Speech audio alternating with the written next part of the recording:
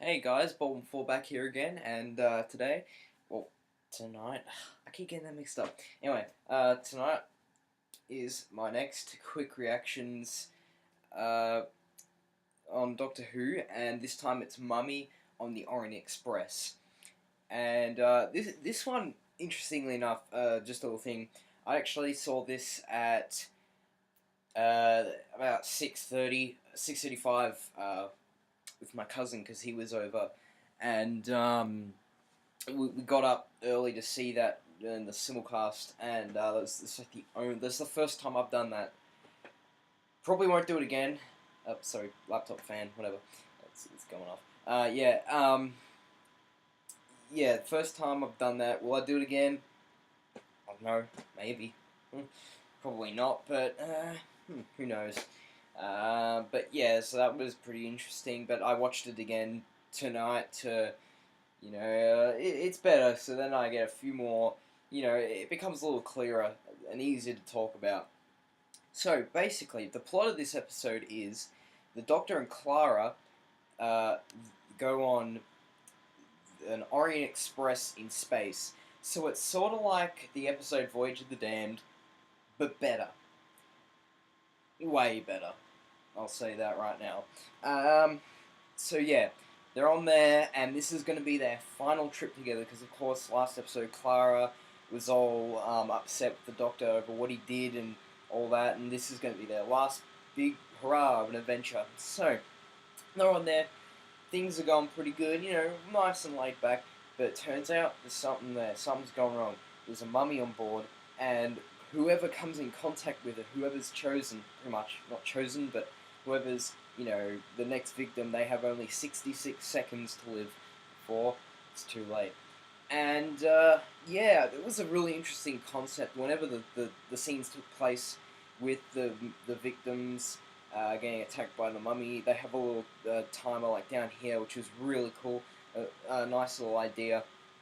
And there's some legitimately good scenes with the mummy. The mummy itself, which is actually called the Foretold, has a really cool design to it. I really like the design. It's kind of like your typical mummy, but it's like very ragged, very ancient looking, and it has empty eye sockets, and it has rotting teeth. It looks very impressive, very good, and yeah, I really like that.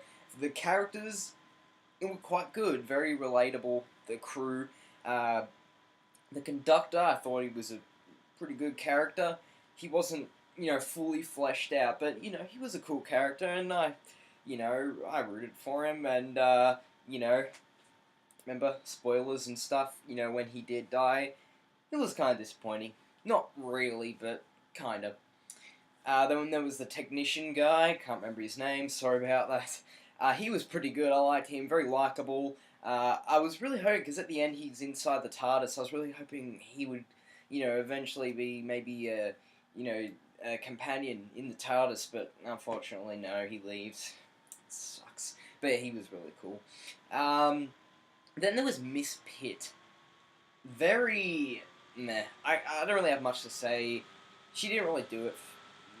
She didn't really do anything. She was just kind of like, like at the beginning, her mum, who's actually her gran, dies from the mummy. And then there's this really weird scene where she's with Clara, she's locked in the room, and she's just like, have you ever thought bad things on someone?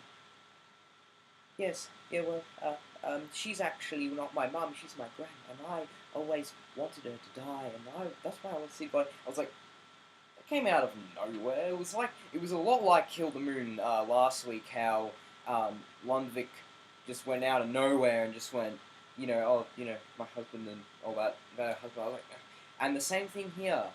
Very just, what the hell, just out of nowhere. Another thing, that I thought was a little out of nowhere, was the explanation on what the Foretold actually was. It turns out the Foretold was sort of like a soldier, like a zombie soldier. It's really not. I don't really get it that much, but it is a soldier, and the Doctor's getting backed up, and he's gonna be killed, and because he transfers all the Miss Pitt was gonna be next, and he transfers all her cons, I guess you could say, into him, and he's going to get attacked, and he's like, oh, and then he's like, we surrender, and then he just stands there and goes like this, and then you're dismissed, and disappears. I thought that was a bit of a cop-out, really, if you ask me. Bit of a, a bit of a letdown. Although, there were some good things, though. The revelation that the Orient Express was actually like a lab. Interesting how they had some people there that were holograms. Quite interesting, I like that. And they have the computer voice, and it puts them on a bit of like a challenge, to find out about the foretold. That was actually quite interesting. I like that. It was pretty cool. Although, one thing though, why is it whenever there's something like this in the future, same problem with Voyage of the Damned that I hated.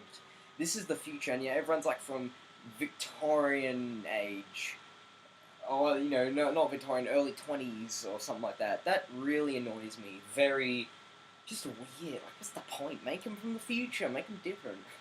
What the hell? But yeah, nothing much. Competing pose once again good. Janet Coleman's good again. And of course, the advertising made it look like Jenna Coleman wasn't going to be in this one, but she is.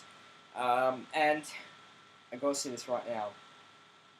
The relationship she has with the Doctor in this episode is super, like, all the stuff they put in, is really forced. Because of course last week she got very upset and she wanted to leave, and then this is going to be the last adventure, and the whole time she's like, I don't like Doctor, he's not my friend anymore.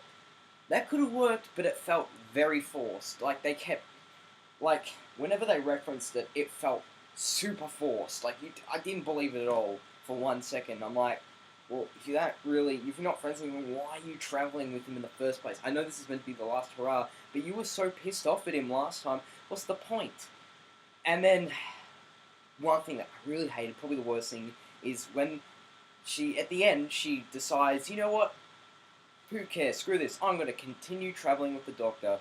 Fine enough, but it felt so rushed. Really rushed. Like, just, poof. Oh, suddenly she's just okay now, so she wants to keep traveling with him. Very rushed and forced. Very just, what the hell? Very out of nowhere, if you ask me. So, yeah.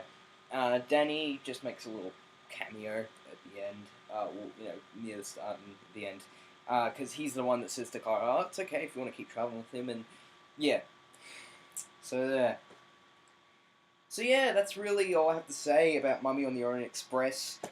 Pretty good episode, I'd say. One of my favourites in the season so far. Pretty good.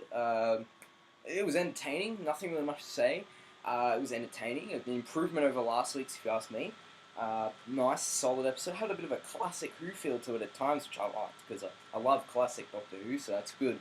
And yeah, next week we're getting Flatline, which looks pretty interesting with the 2D people on the walls who want to become 3D. That's pretty interesting. So yeah, we'll see how that turns out. So yeah, those were my thoughts on Mummy on the Orient Express, and I'll see you next time.